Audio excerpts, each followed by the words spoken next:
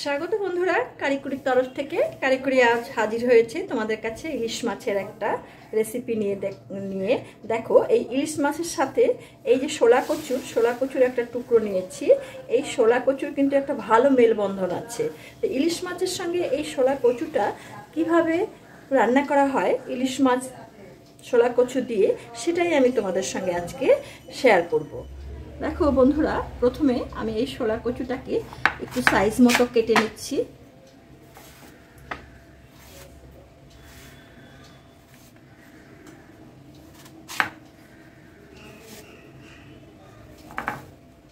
ঠিক এইরকম করে আমি পুরো শোলা কচুটাকে কেটে নেব। এবার আমি এই ইলিশ মাছটাকে সাইজ করে নিচ্ছি।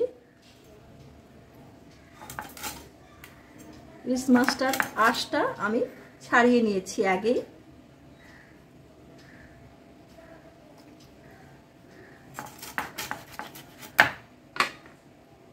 দেখো, আমি এবার এটাকে পিস করে দিচ্ছি। এরকম সাইজের পিসটা করে নিচ্ছি। পিসটা তোমরা তোমাদের পছন্দ মতো করবে, বা তোমরা বাজার থেকে যদি কাটিয়ে নিয়ে আসো সেটাও। ইলিশ মাছ কাটা খুব একটা কঠিন নয়, যারা মাছ কাটতে পারো তারা বাড়িতেই কেটে নিতে পারো। দেখো, খুব সহজেই কাটা হয়ে গেল। দেখো, আমার এখানে মাছটা ছোট, আমার 4টে পিস হয়েছে, আর লেজ আর মাথা।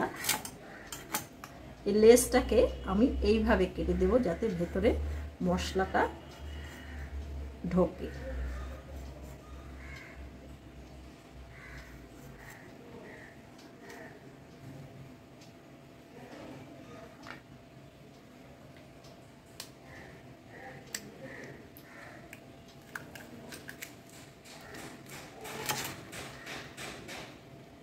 এবার এটাকে আমি এইভাবে ছাড়িয়ে নিচ্ছি। দেখো, ইলিশ মাছের এইখানে যে একটা এই যে ছোবড়াটা, এটা আমরা খাই, এখান থেকে এটাকে তুলে নিলাম। এটা এইভাবে রইল। আর এই মাছটাকে, মাথাটাকে মাঝখান থেকে চিড়ে দিচ্ছি।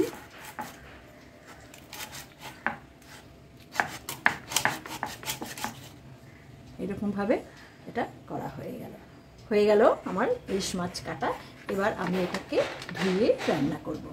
বন্ধুরা, গ্যাসটা আমি ধরিয়ে দিচ্ছি। গ্যাসটা ধরিয়ে দিয়ে একটা কড়া আমি এখানে বসিয়ে দিলাম। এই কড়াটাতে আমি অল্প জল দিয়ে দিচ্ছি। জলের মধ্যে একটু লবণ দিয়ে দিলাম। এবার এই যে কচুগুলো ধুয়ে রেখেছি, শোলা কচুর টুকরোগুলো, সেটা আমি এই জলে একটু সেদ্ধ করে নেব। সেদ্ধ বলতে একটু হালকা ভাপিয়ে নেব। আর এই নুনটা যাতে কচুর মধ্যে ঢোকে সেই জন্য আমি এই জলে অল্প লবণ দিয়ে দিয়েছি। এবার আমি এটাকে একটু ঢাকনা দিয়ে দিচ্ছি।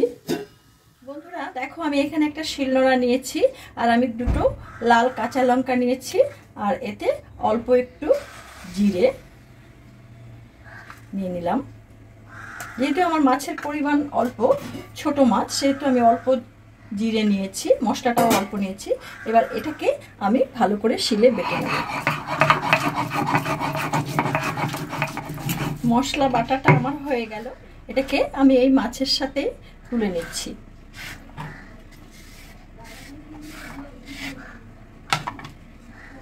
এবার এখানে আমি দিয়ে দিচ্ছি হলুদ। 1 চা চামচ হলুদ দিয়ে দিলাম। তার সঙ্গে আন্দাজ মতো মাছটা রান্না করতে যতটা লবণ লাগবে 1 চা চামচ লবণ আমি এর মধ্যে দিয়ে দিচ্ছি। এই লঙ্কা বাটা, জিরে বাটা আর হলুদ দিয়ে এই মাছটা রান্না হবে। এই মাছটাকে আমি একটু মাখিয়ে রাখলাম।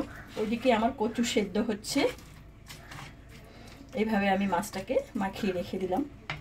দেখো, ঢাকনাটা আমি তুলে নিচ্ছি। দেখো, কচুটা আমার সিদ্ধ হয়ে গেছে। মশলা করতে করতে খুব সুন্দর নরম হয়ে গেছে।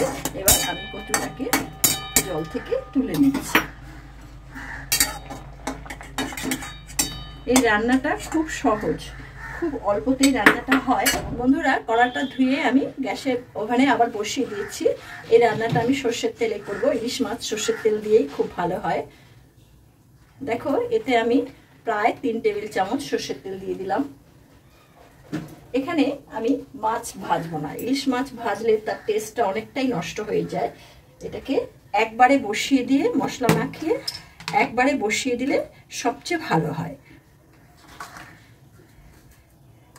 এখন এতে আমি কালো জিরে ফোড়ন দিয়ে দিচ্ছি। দেখো ফোড়নটা আমার ভাজা হয়ে গেছে। এবার এই ফোড়নের মধ্যে আমি এই মাছগুলোকে হালকা করে সাজিয়ে দিচ্ছি।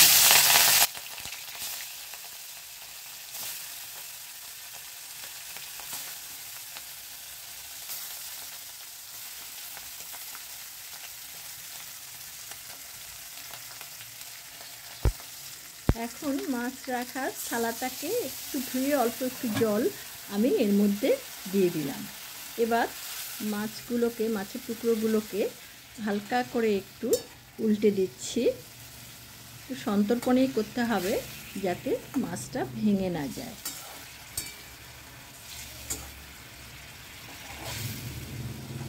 এখন আমি সিদ্ধ কচুগুলো এর মধ্যে দিয়ে দিলাম।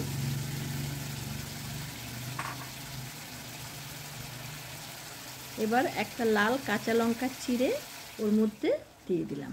এখন কড়াটাকে আমি ঝাঁকিয়ে পুরো মাছটাকেই উল্টে দিলাম।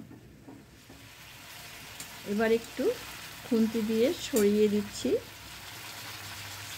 এখন এর মধ্যে প্রয়োজন মতো জল আমি এর মধ্যে দিয়ে দিলাম।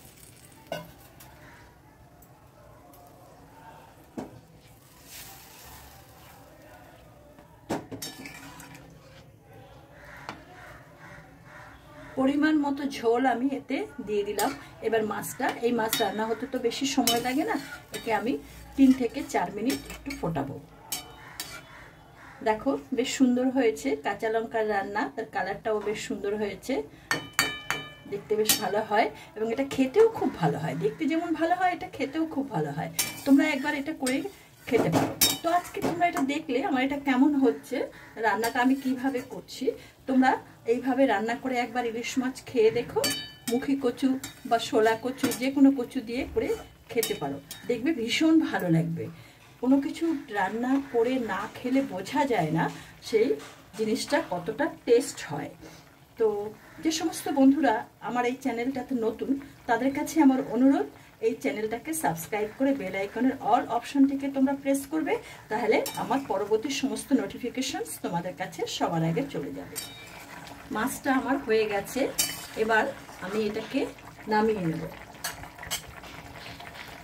গ্যাসটা আমি বন্ধ করে দিলাম আর একটু পাতলা ঝোল রাখলাম। এই পাতলা ঝোলটা খেতে খুব ভালো লাগে।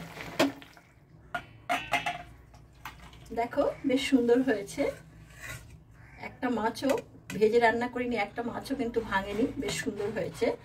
তো আজকে আমার এই ভিডিওটা যদি তোমাদের ভালো লেগে থাকে তাহলে আমার এই ভিডিওটাকে একটা লাইক করবে, বন্ধু বান্ধবদের সঙ্গে বেশি বেশি করে শেয়ার করবে।